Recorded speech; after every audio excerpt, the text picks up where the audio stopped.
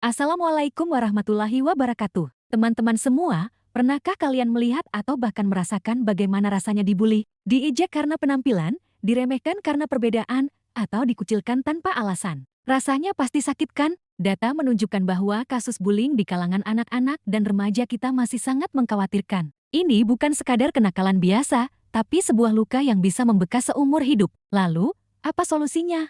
Selama ini kita mungkin fokus pada hukuman atau peraturan sekolah. Tapi, pernahkah kita berpikir untuk melihat lebih dalam ke akar masalahnya? Hari ini, kita akan membahas sebuah solusi fundamental yang seringkali terlewatkan, membangun adab dan sopan santun yang kokoh berlandaskan pendidikan agama. Ini bukan cuma teori, tapi kunci untuk menciptakan generasi masa depan yang bebas dari bullying. Mari kita mulai. Pertama-tama, mari kita pahami apa itu adab. Adab bukan sekadar tata krama atau etiket kaku. Dalam perspektif agama, adab adalah cerminan dari akhlak mulia, sebuah keindahan budi pekerti yang lahir dari hati yang bersih dan iman yang kuat. Ia mencakup cara kita berbicara, bersikap, bahkan cara kita berpikir tentang orang lain. Semua agama pada intinya mengajarkan hal yang sama. Kasih sayang, penghargaan terhadap sesama, dan larangan untuk menyakiti orang lain, baik secara fisik maupun verbal. Coba kita renungkan. Agama mengajarkan kita untuk tidak mencela, tidak mengumpat, dan tidak merendahkan orang lain. Bukankah semua itu adalah bentuk inti dari bullying? Ketika seorang anak memahami bahwa setiap perkataan dan perbuatannya akan dicatat dan dipertanggungjawabkan, ia akan berpikir 1000 kali sebelum melontarkan ejekan. Ketika ia diajarkan bahwa Tuhan menciptakan manusia beragam untuk saling mengenal, bukan saling menghina, ia akan belajar menghargai perbedaan. Inilah kekuatan pendidikan agama yang sesungguhnya. Pendidikan agama yang afektif bukanlah sekadar hafalan doa atau ritual ibadah semata. Itu jauh lebih dalam. Ia harus mampu menyentuh hati dan membentuk karakter. Disinilah peran kita semua, orang tua, guru, dan masyarakat, menjadi sangat krusial. Di rumah, orang tua adalah teladan utama. Bagaimana kita berbicara kepada pasangan, kepada asisten rumah tangga, atau bahkan kepada petugas parkir, semua itu direkam oleh anak-anak kita.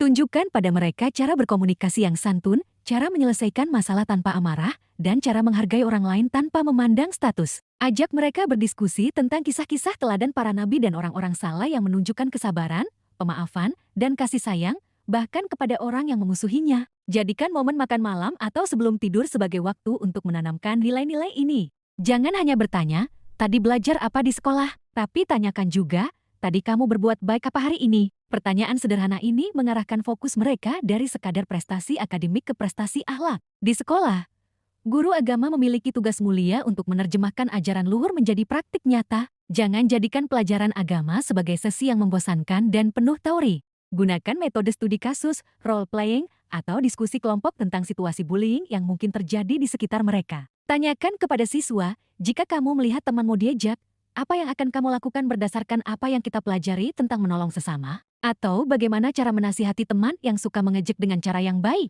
Dengan begitu, ajaran agama menjadi relevan dan aplikatif dalam kehidupan sehari-hari mereka. Mereka tidak hanya tahu bahwa menyakiti itu dosa, tetapi mereka juga dilatih untuk memiliki empati dan keberanian untuk membela kebenaran dengan cara yang santun. Sekolah juga perlu menciptakan lingkungan yang mendukung. Program anti-bullying harus diintegrasikan dengan nilai-nilai keagamaan, bukan berjalan sendiri-sendiri. Sekarang, mari kita bicara tentang empati, buah terpenting dari adab yang baik. Bullying terjadi karena matinya empati.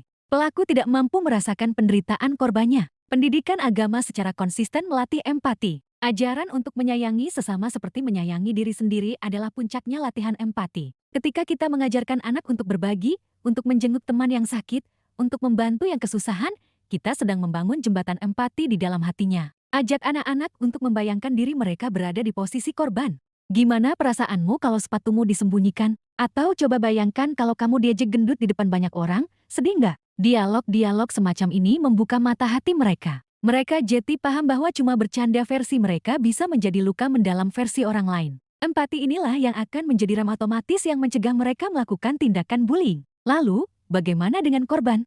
Adab dan pendidikan agama juga memberikan kekuatan luar biasa bagi mereka yang menjadi korban. Ajaran tentang kesabaran, tawakal, dan percaya bahwa setiap kesulitan pasti ada kemudahannya, memberikan benteng mental yang kokoh. Korban belajar bahwa harga diri mereka tidak ditentukan oleh ejekan orang lain, melainkan oleh ketakwaan dan kebaikan hati mereka. Ini bukan berarti pasrah ditindas, sama sekali bukan. Agama justru mengajarkan kita untuk tidak diam dalam kezaliman. Korban didorong untuk berani berbicara kepada orang tua atau guru, bukan sebagai tindakan mengadu, tapi sebagai upaya mencari pertolongan dan menghentikan kemungkaran. Dengan bekal adab, mereka bisa menyampaikan masalahnya dengan cara yang baik, jelas, dan tanpa emosi berlebihan, sehingga lebih mudah mendapatkan solusi. Di sisi lain, bagi para saksi atau bystander yang seringnya menjadi mayoritas, adab dan akhlak mulia memberi mereka keberanian untuk tidak diam. Mereka belajar bahwa membiarkan kezaliman terjadi di depan mata juga merupakan sebuah kesalahan. Mereka bisa menjadi pahlawan dengan tindakan sederhana,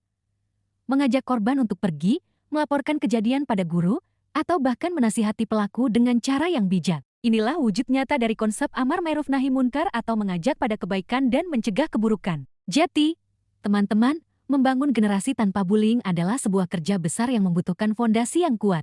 Dan fondasi itu adalah adab dan sopan santun yang bersumber dari pemahaman agama yang benar. Ini bukan solusi instan, tapi sebuah investasi jangka panjang untuk masa depan anak-anak kita, untuk masa depan bangsa kita. Mari kita mulai dari diri sendiri, dari keluarga kita. Jadilah teladan dalam bertutur kata dan bersikap. Hidupkan kembali diskusi-diskusi tentang akhlak mulia di rumah. Dukung sekolah untuk mengintegrasikan pendidikan adab dalam setiap aspek pembelajaran. Mari kita bersama-sama mencetak generasi yang tidak hanya cerdas otaknya, tapi juga indah adabnya. Generasi yang hatinya dipenuhi kasih sayang, bukan kebencian. Generasi yang tangannya terulur untuk menolong, bukan untuk menyakiti. Generasi emas Indonesia yang bebas dari bullying. Terima kasih sudah menonton video ini sampai selesai. Semoga apa yang kita bahas hari ini bisa memberikan inspirasi dan manfaat untuk kita semua. Jika kalian suka dengan konten seperti ini, jangan lupa klik like, komen, dan subscribe ya. Sampai jumpa di video selanjutnya. Wassalamualaikum warahmatullahi wabarakatuh.